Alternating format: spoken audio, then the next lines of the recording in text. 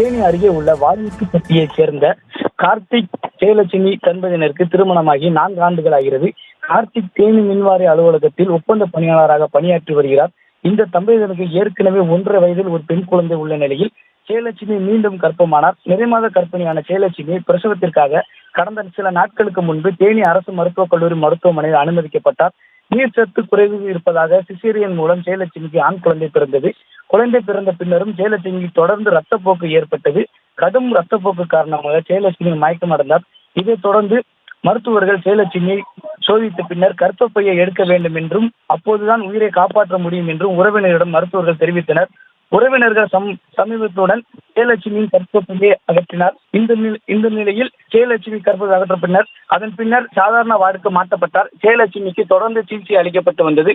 ஆனால் கர்ப்பப்பை அகற்றப்பட்ட பின்னரும் ஜெயலட்சுமிக்கு ரத்தப்போக்கு நிற்கவில்லை என கூறப்படுகிறது. தீவிர சிகிச்சை பிரிவில் பெற்று வந்த ஜெயலட்சுமி இன்று அதிகாலை பரிதாபமாக உயிரிழந்தார்.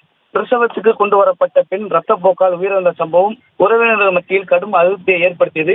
கடந்த 1 வாரமாக ஜெயலட்சுமிக்கு அளிக்கப்பட்ட சிகிச்சை விவரங்கள், அவர் எந்த நிலையில் உள்ளார் என்பது குறித்து மருத்துவர்கள் தகவல் தெரிவிக்க மறுத்ததாகவும் ஜெயலட்சுமியை பார்க்க கூட அனுமதிக்கவில்லை என கூறியும் உறவினர்கள் தேனி அரசு மருத்துவக் கல்லூரி மருத்துவமனையில் சாலை மறியல் போராட்டத்தில் ஈடுபட்டனர்.